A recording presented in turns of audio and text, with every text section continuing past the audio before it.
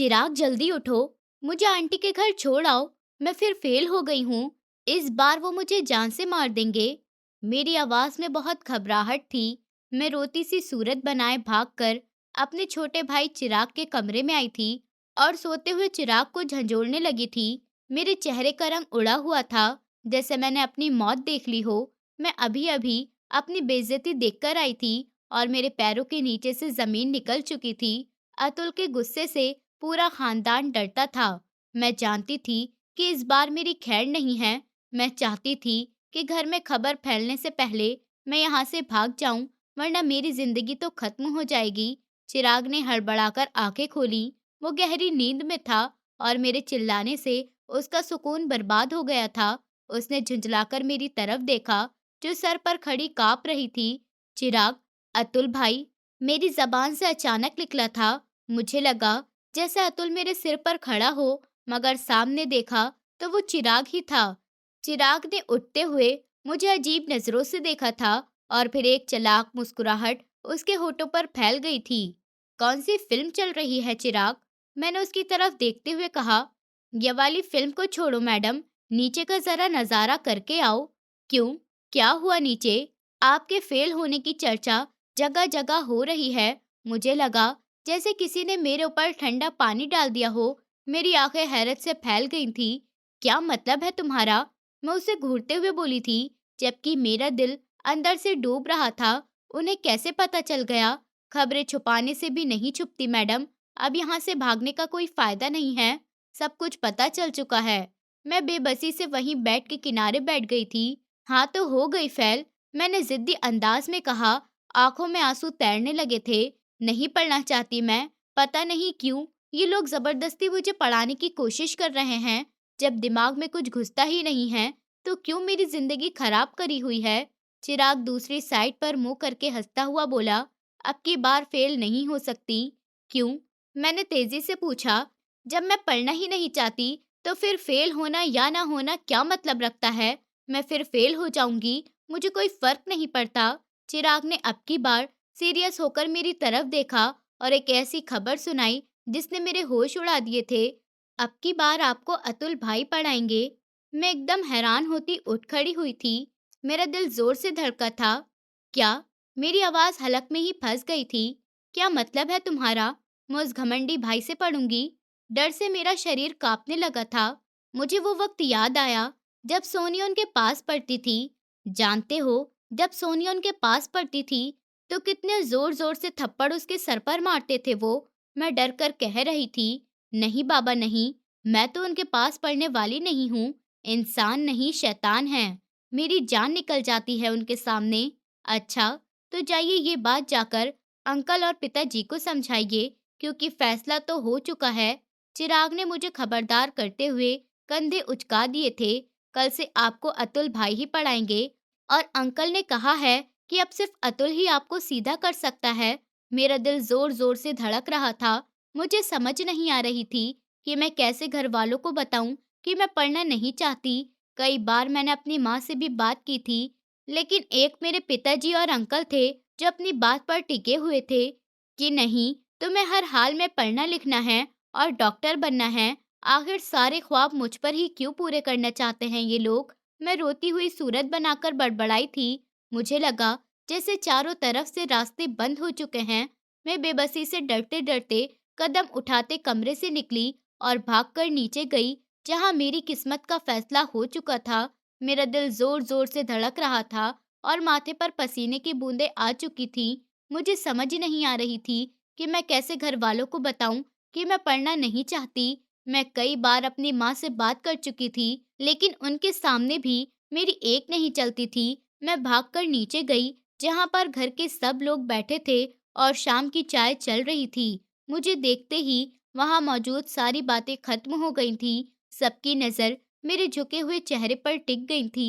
मुझे लगा जैसे मैं किसी अदालत में खड़ी हूँ, जहाँ अभी मुझे सजा सुनाई जाने वाली है।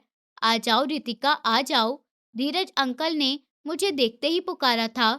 उनके लहजे में नरमी की बजाय एक अजीब सी सख्ती थी। मैं डरते डरते सोफे के एक कोने पर बैठ गई थी। देखो बेटे, अब पढ़ाई के साथ सीरियस हो जाओ। मुझे लग रहा है तुम्हें अच्छी ट्यूशन नहीं मिली, इस वजह से तुम फेल हुई हो। नहीं तो सोनिया को देखो, कितने अच्छे नंबर लेकर पास होती है। धीरज अंकल ने चाय का घूंट भरते हुए मेरा कंपैरिजन सोनिया से किया था, तो मेरा दिल जलकर राख हो गया था।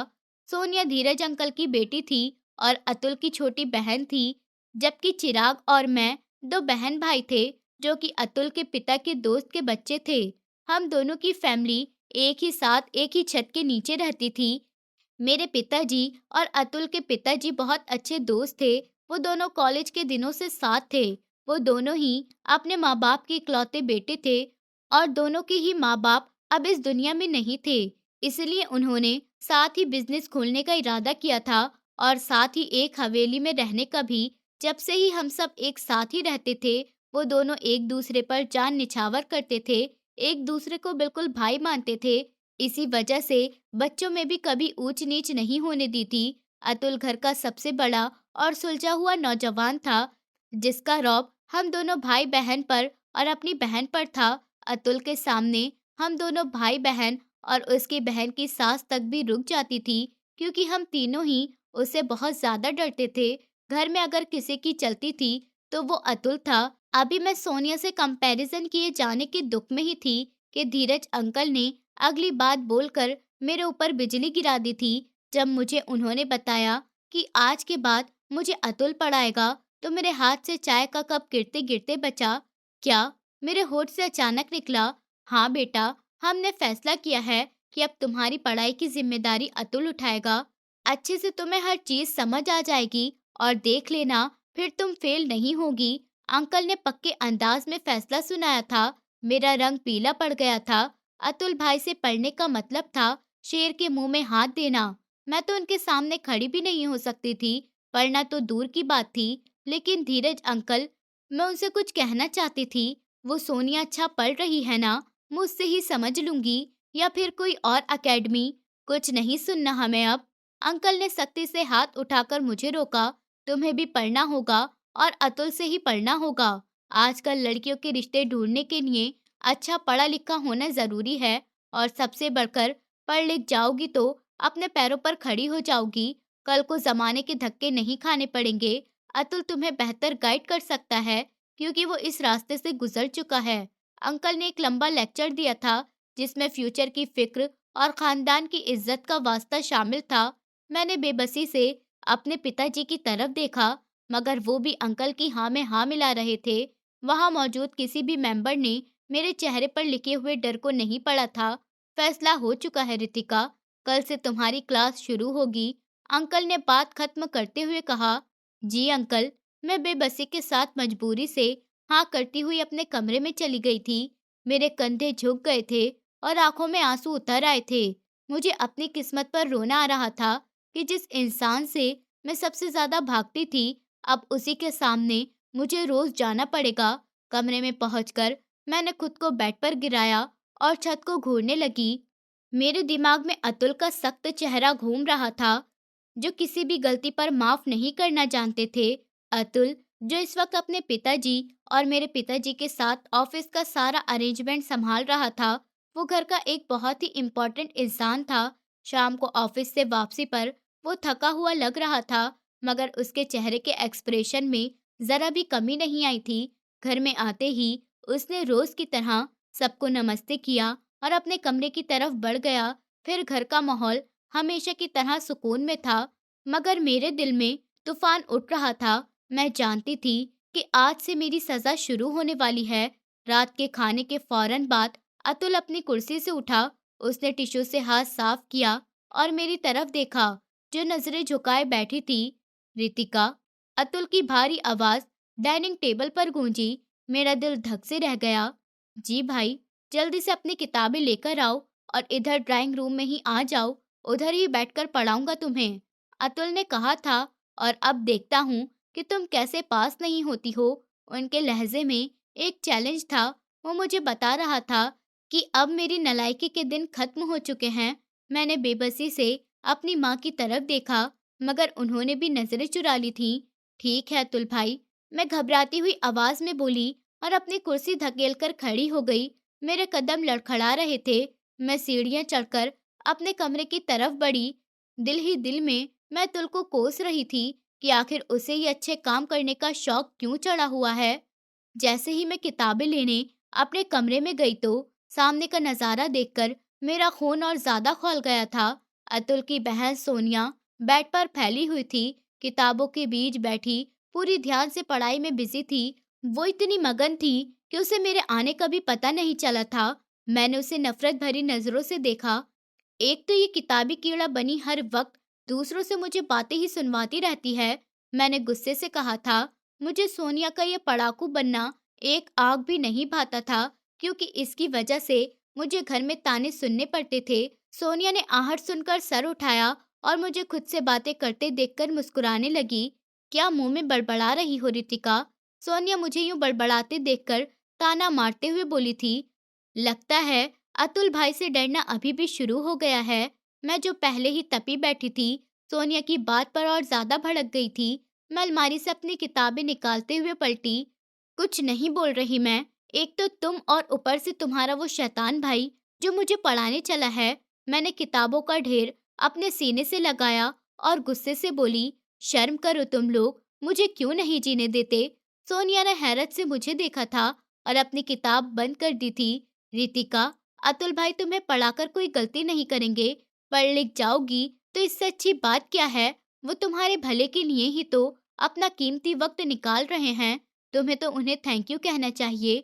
सोनिया मुझे समझाने की कोशिश कर रही थी। बस बस, खत्म करो अपना ये लेक्चर। मैंने हाथ के इशारे से उसे रोका। पहले ही बहुत लंबा लेक्चर सुनकर आई हूँ नीचे अंकल से और पिताजी से।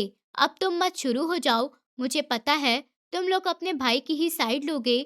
हम दोनों बचपन से साथ रहते थे, लेकिन आज से पहले दोनों में जरा सी भी कोई लड़ाई नहीं हुई थी। हमारा रिश्ता बहुत दोस्ताना था, मगर जब कभी भी मुझे कोई पढ़ने के लिए कहता था, तो मुझे वो इंसान अपना सबसे बड़ा दुश्मन नजर आता था, क्योंकि मुझे पढ़ाई में कोई इंटरेस्ट नहीं था। वैसे तुम्हें खुश होना चाहिए रितिका। सोनिया ने दोबारा छेड़ा। अतुल भाई बहुत अच्छा पढ़ाते हैं। उन्होंने मुझे भी मैट्रिक में पढ़ाया था और मुझे याद है कि जब तुम्हें एक सवाल नहीं आया था, तो उन्होंने तुम्हारे सर पर किताब दे मारी थी। मैंने उसे पुरानी बात याद दिलाई थी। मैं नहीं चाहती थी कि मेरा हाल भी तुम्हारे जैसा हो। मैं तो अभी से कह रही हूँ कि मेरा दिमाग पढ़ाई वाला नहीं है, मगर कोई सुनता ही नहीं है, तो फिर तैयार हो जाओ। सोनिया ने हंसते हुए कहा, क्योंकि अतुल भाई नीचे तुम्हारा इंतजार कर रहे हैं और उन्हें इंतजार करना बिल्कुल पसंद नहीं है। अगर तुम 2 मिनट में नीचे नहीं गई, तो वो खुद ऊपर आ जाएंगे। ये सुनते ही मैं होश में आ गई थी। मैंने जल्दी से अपनी सारी किताबें समेटी। जा रही हूँ मैं, जा रही हूँ। प्रार्थना करना मैं जिंदा वापस आ जाऊं। मैंने आखिरी बार अपनी शक्ल शीशे में देखी, जो डर के मारे पीली हो रही थी, और किताबें उठाकर भारी कदमों से कमरे से बाहर निकल गई। सोनिया मुझे जाता देखकर मुस्कुरा रही थी और दोबारा अपनी पढ़ाई में मगन हो गई थी। मैं सीढ़ियां उतर रही थी और मेरा दिल हर सीढ़ी के साथ जोर जोर से धड़कता, क्योंकि नीचे ड्राइंग रूम में शेर मेरा शिकार करने के लिए बैठा था।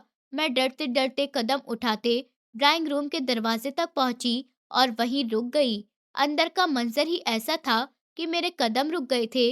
अतुल सोफे पर बैठा, टांग पर टांग जमाए किसी फाइल में बिजी था। उसके चेहरे पर हमेशा की तरह सख्ती थी और वह अपने काम में इतना मस्त मगन था कि मुझे लगा कि शायद उसको मेरे आने का पता ही नहीं चला। मैंने एक गहरा सांस लिया और गला खनकार कर अपने होने का एहसास दिलाया। आ गई हो? अतुल ने फाइल से नजर हटाए बिना सख्त लहजे में पूछा। जी भाई, मैंने मुश्किल से जवाब दिया। तो वहां दरवाजे पर क्यों खड़ी हो? अंदर आओ। उसकी आवाज में सख्ती थी। मैं धीरे से चलती हुई अंदर आई थी। मैं समझ नहीं पा रही थी कि कहाँ बैठूं। सोफे पर बैठने की हिम्मत नहीं हो रही थी और खड़ा रहना भी अजीब लग रहा था। बैठ जाओ। अतुल ने सर उठाकर मुझे देखा, जो एक स्टैचू की तरह खड़ी थी। क्या बैठने के लिए भी तुम्हें बार बार बताना पड़ेगा? जी भाई। मैं एकदम से सहम गई और जल्दी से सामने वाले सिंगल सोफे पर बैठ गई। मैंने हाथ में किताब पकड़ रखी थी। अतुल ने फाइल बंद कर कर टेबल पर रखी और अपनी काली आंखों से मुझे घूरा। किताब टेबल पर रखो, उसने ऑर्डर दिया। मैंने कांपते हाथों से किताब का ढेर टेबल पर रखा। अतुल ने उनमें से एक किताब उठाई और उसे खोलने लगा। मेरा दिल चाह रहा था कि मैं जमीन के अंदर ही घुस जाऊं, मैं जानती थी कि अब सवालों का टाइम शुरू होगा और मेरे पास किसी सवाल का जवाब नहीं होगा। अतुल किताब का पेज पलट रहा था और मैं चोरी-चोरी उसे देख रही थी। जब अतुल का ध्यान काम में था, तो मैंने उसे मुंह बनाकर चिढ़ाया था। मैं दिल ही दिल में उसे कोस रही थी कि ये इंसान इतना ज्यादा खड़ूस क्यों है। जहां मैं उससे इतना ज्यादा डरती थी, वहीं उसके पीछे उसकी नकल उतारना और मुंह चिढ़ाना मेरी पुरानी आदत थी। कितने चैप्टर हैं? अतुल ने अचानक पूछा। मैं बड़ी बुरी तरह घबरा गई थी। मैंने फौरन अपने चेहरे के एक्सप्रेशन ठीक किए। जी, मैं हकलाई। मैंने पूछा है कि इस बुक में कितने चैप्टर हैं? अतुल ने किताब बंद कर कर टेबल पर पटकी और सवालिया नजरों से मुझे देखने लगा। मैंने नजरें घुमाई। मुझे सच में नहीं पता था कि कितने चैप्टर हैं। मैं 1 मिनट भाई, देखकर बताती हूँ। मैंने जल्दी से किताब उठाने के लिए हाथ बढ़ाया। क्या मतलब देखकर बताती हूँ? अतुल ने मेरा हाथ पकड़कर रोक दिया। उसकी आवाज में गुस्सा था। तुम्हें याद नहीं है? नहीं, वो मैंने कभी गिने नहीं। मैंने सच बोल दिया। तुम पूरे 2 साल से इस क्लास में हो रितिका। 2 साल से तुम ये किताब पढ़ रही हो। तुम 2 बार फेल हो चुकी हो और तुम्हें अभी तक ये नहीं पता कि तुम्हारी बुक में कितने चैप्टर हैं। अतुल ने हैरत और गुस्से से मुझे देखा था। मजाक है ये? सॉरी भाई, कभी ध्यान नहीं दिया। मैंने नजरें झुका ली थी। तो ध्यान कहाँ होता है तुम्हारा? अतुल ने सख्ती से पूछा था। अगर किताबों पर ध्यान नहीं होता, तो सारा दिन क्या करती हो? मैं खामोश रही। मुंह से नहीं बता सकती थी कि मुझे फिल्में देखने से फुर्सत नहीं मिलती। मुझे जवाब चाहिए रितिका। अतुल ने टेबल पर मुक्का मारा। बस बस, ऐसे ही वक्त गुजर जाता है। मैं डरते डरते बोली थी। अतुल ने मुझे घूर कर देखा। अतुल की आंखों में इतनी आग थी कि मुझे लगा जैसे मैं पिघल जाऊंगी। आज जो मैं तुम्हें लेसन दे रहा हूँ, कल वो मुझे हर हाल में सुनना है। कोई बहाना नहीं चलेगा और ना ही मुझे कोई लापरवाही चाहिए। अतुल ने किताब खोलकर पहले चैप्टर पर उंगली रखी। यहाँ से लेकर यहाँ तक ये पूरा टॉपिक मुझे कल वर्ड टू वर्ड याद चाहिए। जी भाई, मैंने सर हिलाया। और एक बात कान खोलकर सुन लो। अतुल ने उंगली उठाकर कहा, ये फिल्म में ड्रामे देखना आज से बंद। मेरा दिल धक से रह गया। ये तो मेरी जिंदगी थी। मगर भाई, मगर अगर कुछ नहीं। अतुल ने मेरी बात काट दी थी। आज के बाद अगर मैंने कोई भी मूवी देखता हुआ तुम्हें देखा, तो मुझसे बुरा कोई नहीं होगा। जी भाई, मैं जल्दी से हाँ के इशारे में सर हिला गई। मेरी नजर तुम पर रहेगी रितिका। तुम्हारी हर हरकत की मुझे खबर मिलती रहेगी, इसलिए होशियार रहना। अब किताब खोलो और पढ़ना शुरू करो। मेरे सामने बैठकर याद करो। मैं जल्दी से किताब में ध्यान देने लगी थी, जिसको मैं पढ़ना ही नहीं चाहती थी, लेकिन आज जबरदस्ती मुझे पढ़ाया जा रहा था। मैं जानती थी कि अतुल जो कहता है, वो करता है। मेरे पास सिर झुकाने के अलावा कोई और चारा नहीं था। अगले दिन जब मैं कॉलेज गई, तो मेरा होलिया और अंदाज हमेशा से बिल्कुल अलग था। वो रितिका जो कॉलेज आते ही अपनी बातों और शरारतों से पूरा कॉलेज सर पर उठा लेती थी, आज बिल्कुल खामोश किसी मुजरिम की तरह एक कोने में बैठी थी। मेरे हाथ में वही बुक थी जिसे मैं कल से जबरदस्ती पढ़ने की कोशिश कर रही थी, मगर एक शब्द भी मेरे दिमाग में नहीं बैठ रहा था। मेरी सबसे अच्छी दोस्त, जो अब मेरी सीनियर हो चुकी थी, क्योंकि मैं 2 साल से उस क्लास में अटकी हुई थी, मुझे यूं गुमसुम बैठे देखकर हैरान रह गई थी। वो चलती हुई मेरे पास आई और मेरे कंधे पर हाथ रखा। क्या हुआ रितिका? उर्वी ने शरारती लहजे में पूछा। इतना चहकने वाली लड़की आज बिल्कुल खामोश बैठी है। सब ठीक तो है ना? मैंने सर उठाकर उसे देखा और फिर दोबारा नजरें किताब पर डाल ली। मेरा दिल चाह रहा था कि मैं जोर से चिल्लाऊं, मगर अतुल का डर मेरे सिर पर सवार था। और ये क्या? उर्वी ने मेरे हाथ से किताब खींचने की कोशिश की। तुम और किताबी कीड़ा बनी हुई हो। तुम्हें कहाँ से पढ़ने का शौक चढ़ गया मैडम? आज सूरज कहाँ से निकला है? मैंने झुंझलाकर किताब वापस अपनी तरफ खींची। तंग मत करो यार, पढ़ने दो इस मुसीबत को। मैंने बेरुखी से कहा। वाह, क्या बात है! आज तो सच में सूरज कहीं और से निकला है। उर्वी ने मुझे और छेड़ा था और मेरे साथ ही बेंच पर बैठ गई थी। मुझे यकीन नहीं आ रहा है कि ये रितिका है जो किताब खोलकर बैठी है। कहीं तुमने रितिका की जगह उसकी जुड़वा को तो नहीं भेज दिया? मैंने किताब बंद कर कर घुटनों पर रखी और रोती हुई सूरत बनाकर बोली, सूरज सर पर आकर सवार हो गया है। क्या मतलब? उर्वी ने नासमझी से पूछा। कौन सा सूरज? वो शैतान मुझे पढ़ा रहा है, मैंने आखिरकार फटते हुए बताया। और ये जिम्मेदारी धीरज अंकल और पिताजी ने उन्हें सौंप दी है। मेरे सर पर मौत का साया मंडला रहा है। उर्वी ने बात सुनी तो उसकी हंसी छूट गई। वो जानती थी कि अतुल का नाम सुनकर ही मेरी हालत खराब होती है। क्या अतुल भाई तुम्हें पढ़ा रहे हैं? उसने हंसते हुए पूछा। मतलब अब तुम्हारी खैर नहीं? हंस लो तुम। मैंने उसे घूरा। मेरी जान पर बनी हुई है और तुम्हें मजाक सूझ रहे हैं। अगर आज मैंने ये लेसन याद नहीं किया तो जब वो ऑफिस से आएंगे तो मेरी चटनी बना देंगे। तुम्हें पता नहीं है वो कितने सख्त हैं। हाँ तो अच्छा है ना। उर्वी ने अपनी हंसी को कंट्रोल करते हुए सीरियस होकर कहा था। पढ़ लिख जाओगी तुम भी, वरना लगातार 2 साल से फेल हो रही हो। इस बार भी अगर फेल हुई तो कॉलेज से नाम कट जाना है तुम्हारा। तुम फिर शुरू हो गई। मैंने नाराजगी से कहा। नहीं यार, सच कह रही हूँ। उर्वी ने मेरे कंधे पर हाथ रखा। अब तो यार मुझे भी शर्म आने लगी है कि मेरी दोस्त हर बार फेल हो जाती है। लोग पूछते हैं कि तुम्हारी वो नालायक दोस्त कैसी है, तो मुझे उनका जवाब देना मुश्किल हो जाता है। अतुल भाई सख्त तो है, लेकिन इसी बहाने तुम पास हो जाओगी। बस करो। मैंने अपनी जगह से उठते हुए कहा था। तुम मेरी दोस्त हो या दुश्मन? मुझे तसल्ली देने के बदले मेरे जख्मों पर नमक छिड़क रही हो। मैं यहाँ से जा रही हूँ। मुझे तुम्हारी बकवास नहीं सुननी। मैं वहां से जाने लगी। मुझे लगा कि यहाँ भी मुझे सुकून नहीं मिलेगा। अरे रुको तो सही। उर्वी ने मेरा हाथ पकड़कर मुझे रोका। यार भाग क्यों रही हो? बैठो तो सही। तुमसे एक जरूरी बात करनी है। तुम्हें एक बात बताने आई थी और तुम हो कि नाराज होकर जा रही हो। क्या बात है? मैंने नाराजगी से मुड़कर देखा। जल्दी बोलो। मुझे लाइब्रेरी जाकर ये मनहूस चैप्टर याद करना है। अच्छा बैठो तो बताती हूँ। उर्वी ने मुझे वापस जबरदस्ती बिठाया। तुम्हारे होश उड़ जाएंगे सुनकर। मैं बेदिली से दोबारा बैठ गई। मेरा दिमाग अभी भी अतुल के दिए हुए लेसन में उलझा हुआ था, मगर उर्वी की बात सुनने के लिए मैं रुक गई थी। यार, वो हमारी क्लास फेलो नहीं थी नेहा? उर्वी ने पूछा। हाँ हाँ याद है, मैंने लापरवाही से कहा। वही नेहा, जिसके नखरे आसमान पर होते थे और वो खुद को मिस वर्ल्ड समझती थी। क्यों? क्या हुआ उसे? फेल हो गई वो भी? नहीं बेवकूफ। उर्वी ने मुस्कुराते हुए ना के इशारे में सर हिलाया। हाँ वही नेहा। तुम्हें पता है उसकी एंगेजमेंट हो गई है। क्या? मैं चौंकी। एंगेजमेंट? इतनी जल्दी? हाँ, और सुनो तो सही। उसने खुशी भरे अंदाज में बताया। इतना खूबसूरत और शानदार पर्सनालिटी वाला फियांसे मिला है उसे। मैंने उसकी पिक्चर भी देखी है। बहुत अच्छी है। बिल्कुल हीरो लगता है। मैंने सुना तो मेरे चेहरे पर और दुख आ गया था। मैं जो किताब थामे बैठी थी, अब वो मुझे जहर लग रही थी। अच्छा जी। मैंने ठंडी सांस भरी। क्या किस्मत है उसकी। एक हम हैं कि किताबों में सर खपा रहे हैं और हमारे घर वालों को हमारी शादी की फिक्र ही नहीं है। बस पढ़ो पढ़ो और पढ़ो। क्या करना है यार पढ़ाई करके? आखिर को रोटियां ही तो पकानी हैं। तुम्हारी सोच कभी नहीं बदल सकती रितिका।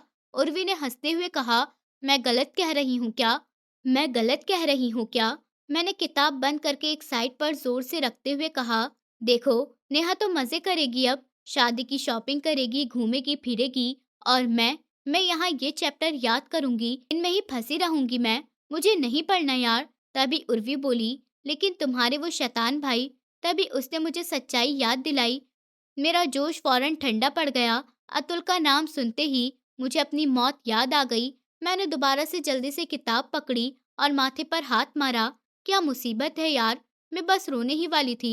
तुम्हें याद दिलाना जरूरी था। 2 पल के लिए मैं भूल गई थी कि मेरी जिंदगी में अतुल नाम का तूफान मौजूद है। कॉलेज से वापसी पर मैं जैसे ही घर में आई तो सामने लाउंज का मंजर देखकर मेरे कदम वहीं जम गए। आज वो वक्त से पहले ही ऑफिस से वापस आ चुका था और वहीं सोफे पर बैठा अखबार पढ़ रहा था। मैंने एक नज़र उसे देखा और फिर नजरें चुराईं। दबे पांव अपने कमरे की तरफ बढ़ने लगी थी। मेरी कोशिश थी कि मैं अतुल की नज़रों में आए बिना खामोशी से अपने कमरे तक पहुंच जाऊं, मगर मेरी ये ख्वाहिश पूरी नहीं हो सकी। बात सुनो रितिका। अतुल की भारी आवाज ने मुझे रुकने पर मजबूर कर दिया। मैं वहीं रुक गई और गहरा सांस लेकर खुद को रिलैक्स किया। मुझे मालूम था कि अब सवाल जवाब शुरू होंगे। जी, जी भाई। मैं धीरे से पलटी और नजरें झुकाए उसके सामने आकर खड़ी हुई। तुम्हारा आज टेस्ट था ना? अतुल ने अखबार साइड पर रखा और सीधा होकर बैठा। जी भाई, मैंने बहुत धीरे से कहा। तो चेक कराओ मुझे, कैसा हुआ टेस्ट? अतुल ने हाथ आगे बढ़ाया। मेरे माथे पर पसीना आ गया। मैं जानती थी कि टेस्ट में मैंने क्या किया है।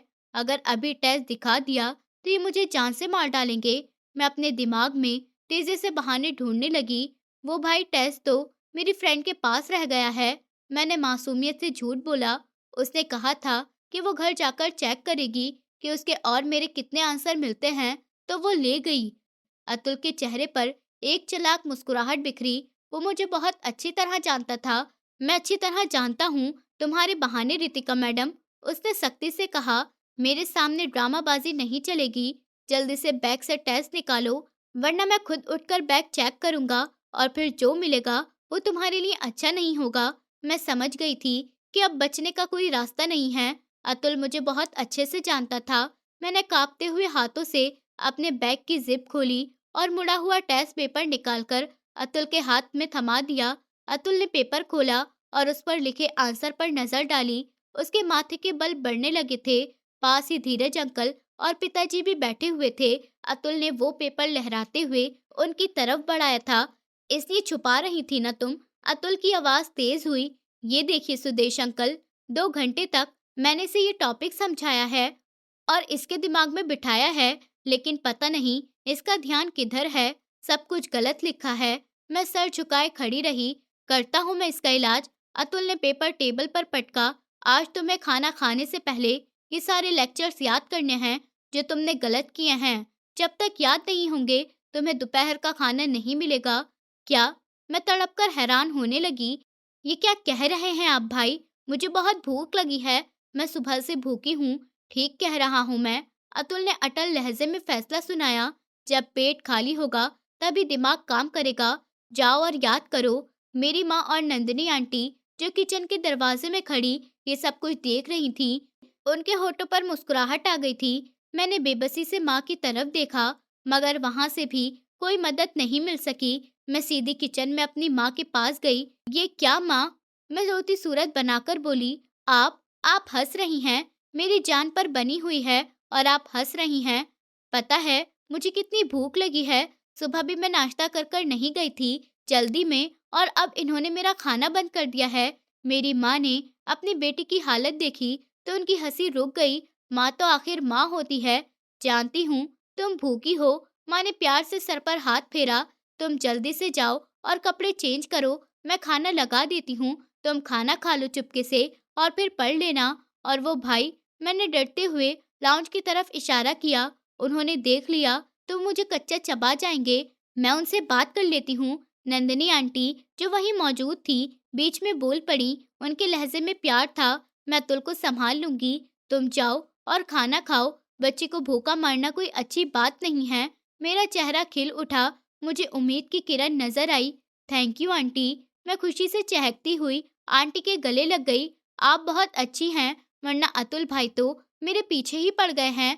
मैं जल्दी से वहां से निकली और अपने कमरे की तरफ भागी ताकि कपड़े बदलकर जल्दी से खाना खा सकूं, इससे पहले कि अतुल का मूड खराब हो जाए। कमरे में पहुंचकर मैंने चैन का सांस लिया। बच गई। मैंने खुद से बात की, लेकिन ये कब तक चलेगा? रोज रोज कोई ना कोई नया हंगामा। अभी ये याद करने पड़ेंगे, वरना शाम को फिर क्लास लगेगी। मैंने जल्दी से यूनिफॉर्म चेंज की और सोचने लगी कि इस परेशानी से कैसे जान छुड़ाऊं। तभी मेरे दिमाग में एक आइडिया आया। ऐसा करती हूँ, जो अतुल भाई ने मुझे क्वेश्चंस दिए हैं वो सारे मैं रजिस्टर पर लिख लेती हूँ। फिर उनको ऐसे ही लिखकर चेक करवा दूंगी और कहूंगी कि मैंने अभी याद कर कर लिखे हैं। मेरे दिमाग में ये शैतानी ख्याल आया तो मेरे चेहरे पर एक शरारती मुस्कुराहट फैल गई। मुझे लगा ये सबसे आसान रास्ता है। मैं जल्दी से रजिस्टर और पेन लेकर बैठ गई। मैंने किताब खोली और वही क्वेश्चन जो टेस्ट में गलत किए थे उन्हें रजिस्टर पर उतारना शुरू कर दिया। उन्हें क्या पता चलेगा? मैं खुशी खुशी लिख रही थी।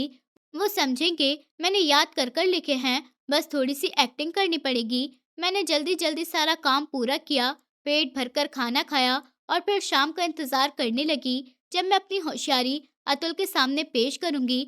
तो मैं नहीं जानती थी कि जिस इंसान से मैं मुकाबला करने की कोशिश कर रही हूँ वो मुझसे कई हाथ आगे है। शाम को जब अतुल ने मुझे बुलाया तो मैं बड़े सुकून के साथ रजिस्टर लेकर उसके सामने गई। जी भाई, याद कर ली है मैंने। मैंने रजिस्टर उसके आगे बढ़ाया। इतनी जल्दी? अतुल ने चौंक कर पूछा। हाँ, खाना खाने के बाद मैं फौरन बैठ गई थी। आपने कहा था ना। मैंने मासूमियत से कहा। मैं सामने वाले सोफे पर बैठ गई और दिल ही दिल में अपनी कामयाबी पर खुश होने लगी। कमरे में खामोशी छाई हुई थी, जो मेरी धड़कनें तेज कर रही थी। मेरे हाथ में रजिस्टर और पेन था। मैं अतुल के सामने वाले सोफे पर आ बैठी थी। मुझे डर लग रहा था, लेकिन मैंने अपने चेहरे के एक्सप्रेशन को कंट्रोल किया हुआ था।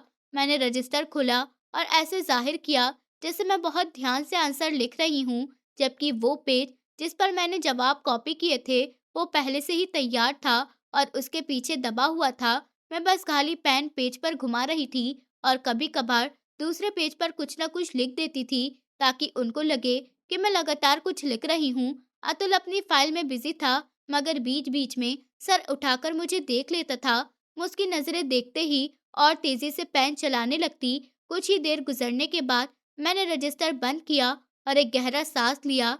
भाई, मैंने लिख लिया है, मैंने बहुत सुकून भरे लहजे में कहा। अतुल ने फाइल टेबल पर रखी और हाथ बढ़ाया। लाओ दिखाओ। मैंने उठकर रजिस्टर उसके हाथ में थमाया और वापस अपनी जगह पर बैठ गई। मैं दिल ही दिल में अपनी चालाकी पर खुश हो रही थी कि मैंने कितनी आसानी से अतुल की आंखों में धूल झोंक दी। अतुल ने रजिस्टर खोला और पहले पेपर पर लिखे आंसर को अच्छी तरह देखने लगा। आंसर बिल्कुल ठीक थे और बिल्कुल किताब के हिसाब से लिखे हुए थे। मेरी राइटिंग भी साफ सुथरी थी। जबकि इतनी जल्दी में लिखा जाए तो राइटिंग अक्सर खराब हो जाती है। अतुल ने चौंक कर मुझे देखा। ये तुमने अभी लिखा है? उसकी आवाज में शक था। जी भाई, मैंने मासूमियत से पलकें झपकाईं। आपके सामने बैठकर ही तो लिखा है। आप देख तो रहे थे मुझे लिखते हुए। अच्छा, मतलब तुम इतनी इंटेलिजेंट हो गई हो कि इतनी जल्दी सब कुछ याद भी कर लिया और लिख भी लिया। बस भाई, जब इंसान पर मुसीबत आती है तो दिमाग तेज चलने लगता है। मैंने मुस्कुराने की कोशिश की। अतुल ने कुछ नहीं कहा। वो खामोशी से पेज पलटने लगा। मुझे लगा कि अब मुझे शाबाशी मिलेगी और मेरी जान छूट जाएगी, मगर अगले ही लम्हे मेरी उम्मीदों पर पानी फिर गया था। अतुल ने जैसे ही पेज पलटा जिस पर मैंने पहले से आंसर लिखे हुए थे, उसके बिल्कुल साथ वाले पेज पर ही, जहां मैं अभी बैठे टाइम पास करने के लिए पेन चला रही थी, कुछ अजीबोगरीब लकीरें और शब्द लिखे हुए थे। वहां किसी गाने के बोल भी लिखे हुए थे और कहीं कार्टून बने हुए थे। ये वो पेज था जिसे मैं अतुल को दिखाने से छुपाना भूल गई थी। अतुल की नजरें उस पर जम गई थी। उसने रजिस्टर को मेरी तरफ घुमाया। ये क्या है? अतुल की आवाज धीमी मगर खतरनाक थी। मैंने आगे होकर देखा तो मेरे पैरों के नीचे से जमीन निकल गई। मेरा रंग बिल्कुल पीला हो गया। ये तो, मेरी जबान कांपने लगी थी। ये लिख रही थी ना तुम इस वक्त से? अतुल ने रजिस्टर जोर से टेबल पर दे मारा। और वो पिछला पेज तुम पहले ही लिख कर लाई थी, तो मेरे सामने बैठकर मुझे बेवकूफ बना रही हो। नहीं भाई, मैं। चुप। अतुल की आवाज कमरे में गूंजी थी। मैं सहम कर पीछे हटी। झूठ मत बोलो रितिका। साफ नजर आ रहा है कि तुमने चीटिंग की है। जिस लेवल पर तुम हो, उस लेवल पर चीटिंग करता हुआ इंसान वैसे भी अच्छा नहीं लगता। तुम्हें शर्म आनी चाहिए। भाई, मैंने चीटिंग नहीं की, बस वो, मैंने उन्हें शांत करने की नाकाम कोशिश की। तो फिर क्या किया है तुमने? अतुल गुस्से से अपनी जगह से खड़ा हो गया। उसका कद और गुस्सा देखकर मुझे अपनी सांसें रुकती हुई महसूस हुई। तुम्हें क्या लगता है मैं अंधा हूँ? मैं देख रहा था कि तुम्हारा पेन कैसे चल रहा है और तुम पेज कैसे पलट रही थी। मैंने तुम्हें मौका दिया था कि शायद तुम सच बोल दोगी, मगर तुमने झूठ का सहारा लिया। मेरी आंखों में आंसू तैरने लगे थे। मैं जानती थी कि अब कोई माफी नहीं मिलेगी। अगर तुम अब की बार फेल हुई ना, तो याद रखना, जान से मार दूंगा तुम्हें। अतुल ने उंगली उठाकर मुझे वार्निंग दी। क्यों हर बार घर वालों की बदनामी करने पर तुली हुई हो? जब तुम फेल होती हो तो सब फोन कर कर पूछते हैं कि क्या बना रितिका का इस बार? तुम्हें शर्म नहीं आती कि लोग क्यों बातें करते हैं? मैं खामोशी के साथ खड़ी थी और सहमी हुई थी। मेरी नजरें झुकी हुई थी और आंसू गालों पर बह रहे थे। अतुल की बातें तीर की तरह मेरे दिल पर लग रही थी। अतुल का गुस्सा ठंडा नहीं हो रहा था। आज के बाद अगर तुमने ऐसी कोई हरकत की तो मैं तुम्हें घर से निकाल नहीं दूंगा। सॉरी भाई, अब नहीं करूंगी। मैं रोती हुई बोली। ये सॉरी अपने पास रखो। मुझे सॉरी नहीं, रिजल्ट चाहिए। अतुल ने सख्ती से कहा। कुछ दिन बाद ही तो तुम्हारे एग्जाम स्टार्ट हो रहे हैं और तुम्हारी तैयारी का ये हाल है कि तुम चीटिंग करके मुझे खुश करने की कोशिश कर रही हो। जाओ यहाँ से, दफा हो जाओ। मैं रोती हुई वहां से भागी। मैं जानती थी कि आज मैंने बहुत बड़ी गलती कर दी है। अतुल का भरोसा तोड़कर मैंने अपने लिए और परेशानियां बढ़ा ली थी। मैं अपने कमरे में आई और दरवाजा बंद कर बेड पर गिर गई। कुछ दिन बाद ही मेरे एग्जाम शुरू होने वाले थे। घर में पेपर्स की तैयारी चल रही थी। सोनिया भी दिन रात पढ़ाई में बिजी रहती थी और मेरे पास अब और कोई चारा नहीं था सिवाय इसके कि मैं किताबें खोलकर बैठ जाऊं। अतुल की धमकी मेरे सर पर तलवार की तरह लटक रही थी। उस रात की बेइज्जती और अतुल की धमकी ने मेरे ऊपर गहरा असर डाला था। मुझे अंदाजा हो गया था कि अब शॉर्टकट और चालाकियां काम नहीं आएंगे। अगर घर में रहना है तो अपनी इज्जत बचानी है तो पढ़ना ही होगा। मैंने अपने इरादे पक्के कर लिए थे कि मैं अब की बार मेहनत से पढ़ूंगी और मैं दिखाऊंगी अतुल भाई को कि मैं पढ़ सकती हूँ। मैं पूरे ध्यान से समझने की कोशिश कर रही थी, मगर प्रॉब्लम यही थी कि मेरा ध्यान पढ़ाई की तरफ लगता ही नहीं था। मेरा दिमाग भटकने का आदी हो चुका था। मैं एक लाइन पढ़ती और फिर ख्यालात की दुनिया में गुम हो जाती। जितना मैं किताबों को पढ़ना चाहती, उतना ही किताबें मुझे काटने को दौड़ती थी। मुझे लगता था कि ये ब्लैक शब्द कीड़े मकोड़े हैं जो मेरे दिमाग में चल रहे हैं। कमरे में खामोशी थी। सोनिया अपने बेड पर बैठी पूरे ध्यान से नोट्स बना रही थी। मैंने कुछ देर उसे देखा और फिर झुंझलाकर किताब बंद कर दी। पता नहीं लोग कैसे किताबी कीड़ा बने रहते हैं। मैंने सोनिया की तरफ देखते हुए कहा था, थकती नहीं हो तुम सोनिया? सुबह से लेकर शाम तक बस पढ़ाई पढ़ाई। सोनिया ने नजर उठाकर मेरी तरफ देखा और मुस्कुराई। तो तुम भी बन जाओ किताबी कीड़ा, फ्यूचर बेहतर हो जाएगा। सोनिया ने मुझे प्यार से समझाया। ये कुछ सालों की मेहनत है रितिका, इसके बाद सारी जिंदगी सुकून ही सुकून है। सुकून? मैं जोर जोर से हंसी। मुझे तो लगता है कि ये पढ़ाई मरने तक हमारा पीछा नहीं छोड़ेगी। सच पूछो तो मेरा दिल पढ़ाई से भर गया है। मेरे बस में होता तो आज ही मैं अपनी शादी करवा लूं और इस पढ़ाई से जान छूट जाए। कम से कम वहाँ सास के ताने होंगे, ये फिजिक्स और केमिस्ट्री के फॉर्मूले तो नहीं होंगे। सोनिया मेरी बात सुनकर हैरान रह गई। शर्म करो कोई रितिका, अभी हमारे बड़े भाई अतुल भाई हैं कुंवारे, उनकी शादी होगी, फिर हमारी बारी आनी है। तुम अभी से शादी का ख्वाब देख रही हो और वो भी पढ़ाई से जान छुड़वाने के लिए। अतुल भाई की शादी? मेरे चेहरे पर एक अजीब से एक्सप्रेशन उभरे। मैं बेड पर उल्टी सुल्टी मार कर बैठ गई। मैं सीरियस होकर बोली, अतुल भाई को कौन देगा अपनी बेटी? मुझे तो नहीं लगता कि दुनिया में कोई ऐसी लड़की होगी जो अतुल भाई से शादी के लिए राजी हो सकती है। क्यों? मेरे भाई में क्या बुराई है? सोनिया ने हैरानी से पूछा। इतने हैंडसम हैं, वेल सेटल्ड हैं, खानदानी हैं। हैंडसम होंगे तुम्हारे लिए, मैंने मुंह बनाकर कहा। खड़ूस हैं वो, हर वक्त माथे पर गुस्सा चढ़ा रहता है। जो लड़की उनसे शादी करेगी वो तो हंसना ही भूल जाएगी। मुझे तो लगता है उनकी पत्नी को घर में हेलमेट पहनकर घूमना पड़ेगा कि कहीं से कोई किताब उड़ती हुई ना आ जाए। सोनिया मेरी इन बातों पर अपनी हंसी नहीं रोक सकी, मगर फिर उसे मुझे तंग करने के लिए शरारत सूझी। वो एकदम सीरियस हो गई और अपनी जगह से उठ खड़ी हुई। अच्छा ठीक है, अतुल भाई खड़ूस है ना? तो मैं जाकर बताती हूँ उन्हें, अभी नीचे ही बैठे हैं। मैं कहती हूँ कि रितिका आपके बारे में ऐसा सोचती है कि आपको कोई लड़की नहीं मिलने वाली। सोनिया ने दरवाजे की तरफ कदम बढ़ाए। मेरे होश उड़ गए। मैं छलांग लगाकर बेड से उतरी और भागकर सोनिया का रास्ता रोका। सॉरी सॉरी, मैंने अपने दोनों हाथ जोड़ दिए। मैं ऐसा नहीं कह रही थी यार, तुम तो मेरी बहुत अच्छी बहन हो ना। बैठ जाओ, ऊपर वाले का वास्ता है। अगर तुमने ये बात उन्हें बताई तो वो मेरा रिश्ता तो दूर की बात है, मेरा जीना खराब कर देंगे। सोनिया मुझे डरा हुआ देखकर हंस पड़ी और वापस आकर बैठ गई। अच्छा नहीं बताती, मगर तुम भी तो ध्यान रखा करो, दीवारों के भी कान होते हैं। मैंने सुकून का सांस लिया और दिल पर हाथ रखा।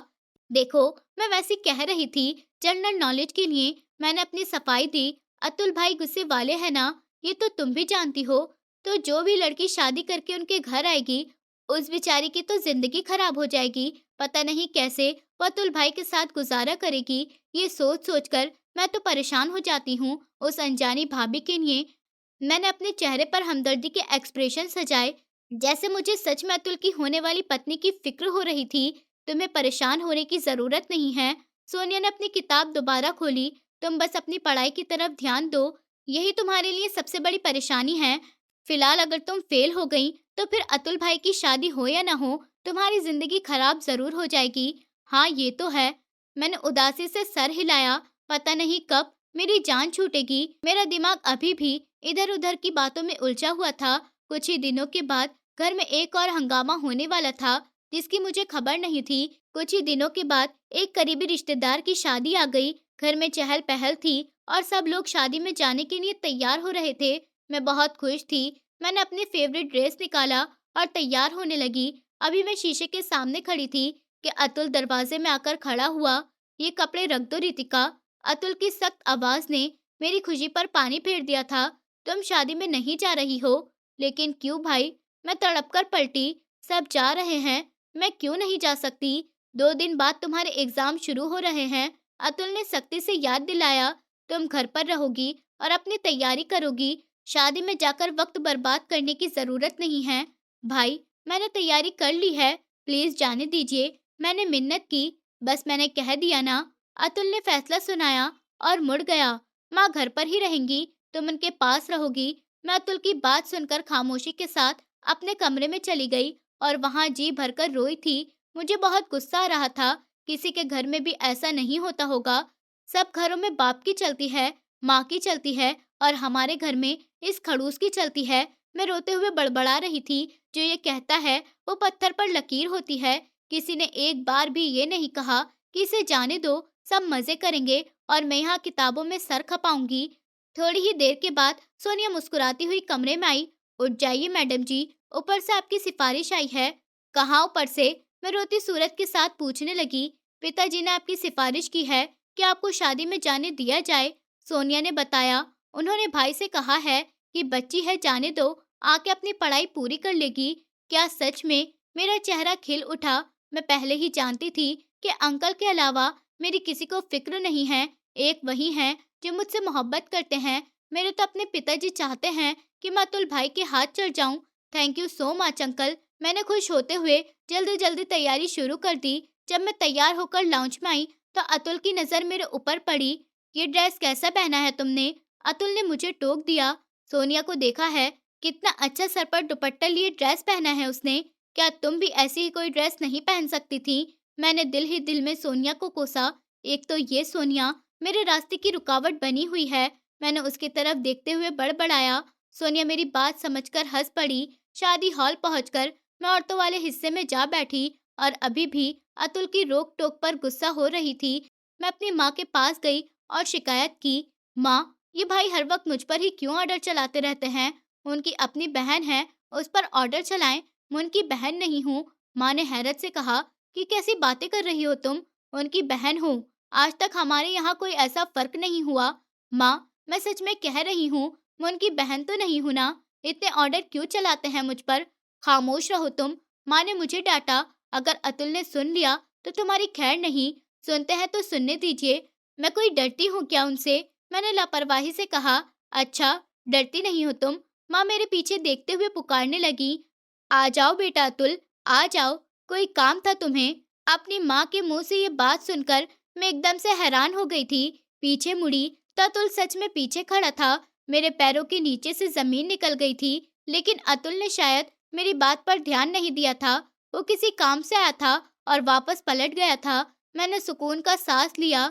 जान बच गई। शादी में मैंने खूब एंजॉय किया था, क्योंकि आज मुझे लगता था कि मैं बिल्कुल आज़ाद हूँ। किताबें जो मेरे लिए एक बीमारी से कम नहीं थी, आज उनसे दूर रहना मुझे बहुत खुश कर रहा था। मैं लाइट पिंक कलर के सूट में थी, बाल स्ट्रेट खुले थे और 2 लटें चेहरे पर आ रही थी। एकदम से अतुल की नज़र मेरे ऊपर पड़ी। मैं बहुत ही खूबसूरत लग रही थी। मैं उसके पिता के दोस्त की बेटी थी, जिसे वो हमेशा से अपनी बहन समझता था। लेकिन आज मुझे देखकर अतुल के दिल में एक अजीब सी बेचैनी महसूस होने लगी थी। आज तक पहले कभी उसने मेरे बारे में ऐसा नहीं सोचा था। अतुल ने फौरन अपने ख्यालों को झटका। ये मेरी आइडियल नहीं हो सकती, उसने सोचा।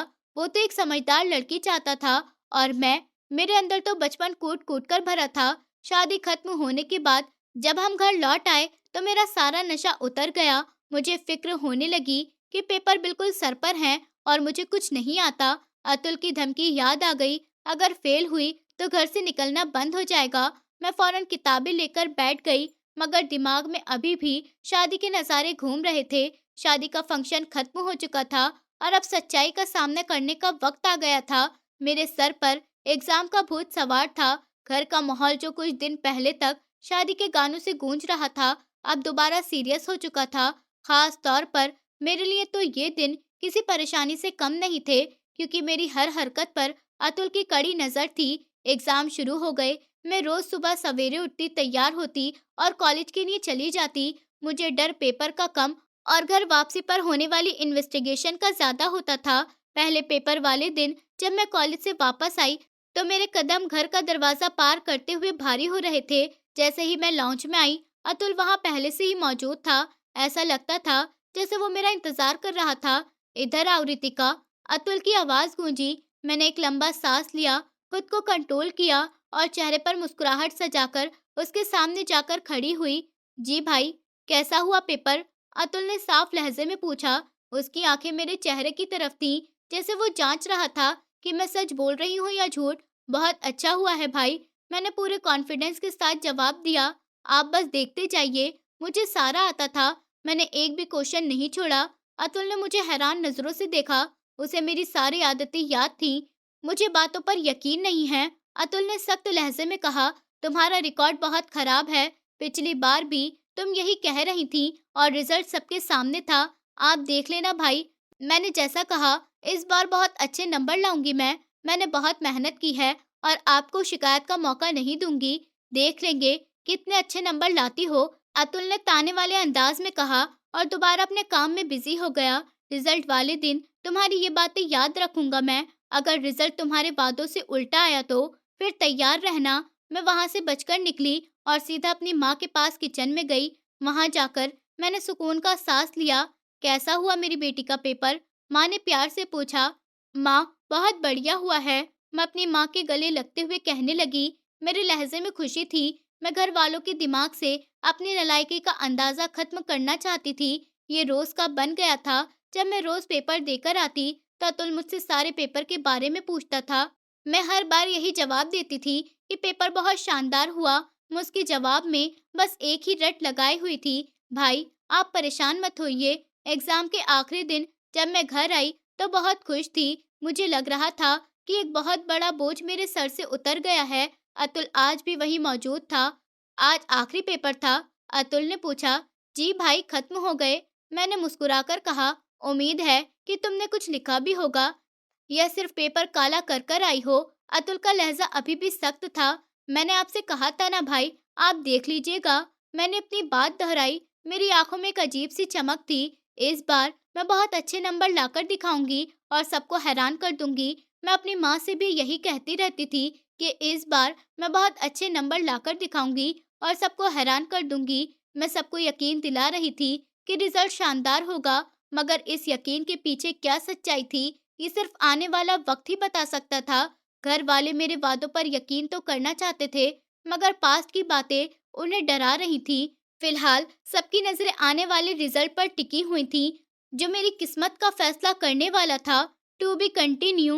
दोस्तों, उम्मीद करती हूँ आपको हमारी कहानी पसंद आई होगी। कहानी पसंद आई है तो वीडियो को लाइक करें, चैनल पर नए हैं तो चैनल को सब्सक्राइब करें और हाँ, नोटिफिकेशन बेल को जरूर दबाएं, ताकि अगली अपडेट सबसे पहले आपको मिले।